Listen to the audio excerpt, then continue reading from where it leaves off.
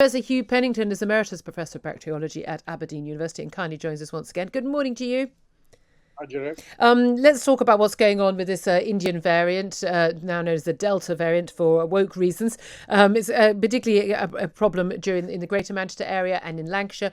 Those two parts of the country have been given, special measures, not new rules, not new tiers, we're told, not new actual restrictions and laws, but advice that they should be trying to meet outside, not inside, even though legal to meet inside, that they should avoid travelling and more enforcement of the rules that do exist. Currently, those rules are, I say, not being extra legally enforced, but advice, including from the Greater Manchester Mayor, who we'll speak to later in the next half hour, encouraging people to not only get themselves tested, but also to basically speed up vaccinations. Do you think this is the right move, having this extra surge in testing and boosting vaccinations? Do you think the government should be doing more and going further? Yes, I mean, a local approach has always been very rational with this virus because it doesn't affect all parts of the country in the same way at the same time. I mean, some parts of England, like Cornwall, have had a very reasonably good time with this virus right throughout. Whereas other parts, like the northwest of England, have had a hard time for all sorts of reasons. You know, the way people, populations are dispersed, the size of households, and all that kind of thing. So a local approach, after all, this is the way we deal with food poisoning outbreaks. You know, we don't shut down the whole country. No, we don't. Sometimes they're national, I mean, or international. You know, the food might be very widely distributed. So a local approach is obviously the way forward because that's going to work. It has worked in the past. I keep on quoting an example we had in Aberdeen, where we had people celebrating after a football match in a pub, a bit unwisely, and there was an outbreak, and we coped with that by just closing pubs for a little while in Aberdeen. We didn't close down the whole town or anything like that. And it's the same sort of general approach. It's a general approach with infection control that you focus on the area where the infection is really... And why is this virus, this Indian virus, why is it affecting these particular areas? I mean, for the obvious reason that large ethnic minority populations, large Indian population, people who have brought in the Indian variant travel from abroad. Big criticism of the government that they didn't put India on the red list as early as they put other neighbouring countries, which turned out not to have been such an issue, on the red list. But in terms of the spreading, is this down to just, the bad luck that people have come back from a country where there's a nasty variant? Is it people's different behaviour? Is it people not being vaccinated? Is it the social setup that people are more likely, if they're in ethnic minorities, to live in multi-occupancy homes and therefore that aids the spread far more? Is it a combination of all of those things? It's a combination of all things. Clearly, the virus got a head start. People coming back from the Indian subcontinent, bringing the virus with them. And let's face it, this is a very tricky virus to control by traditional methods because a lot of the cases that transmit the virus don't have any symptoms. They don't know they've got it.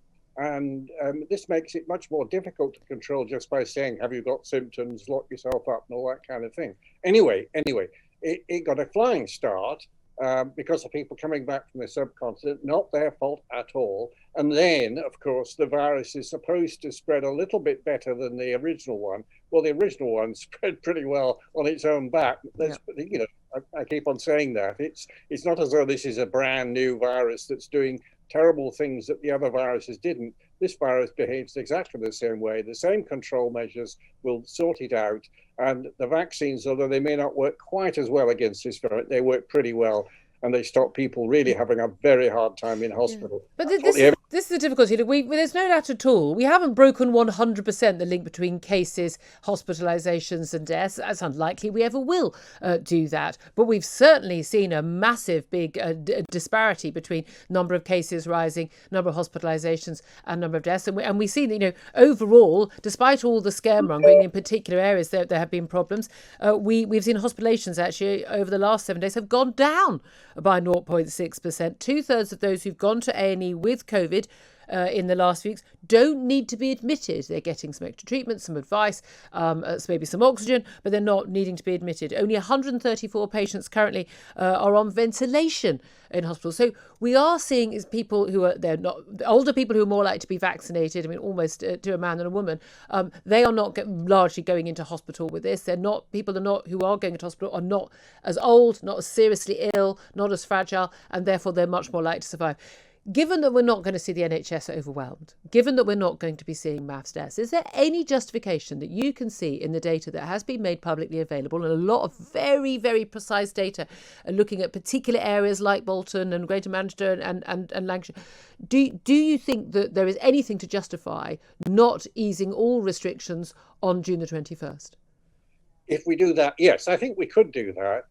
With the one caveat that we've really got to get our contact tracing, test and trace, and persuade people when they have to self-isolate because they've had a positive test or they've been a very close contact, that we give them an incentive to do that. And that's that's going to be far, far less damaging to the economy than keeping everything shut down and theatres and Andrew Lloyd Webber jumping up down, all that kind of stuff. So I think we've locked ourselves into the 21st anyway. Everybody's expecting it to happen.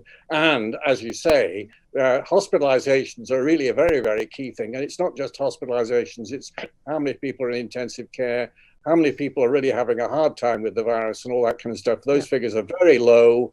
And so long as we have the contact tracing to nip any localized outbreaks, going back to our points about local control, as long as we have that really as good as we can possibly get it, I think we have to move ahead on the 21st. Professor Hugh Pennington, always good to talk to you. Thank you very much.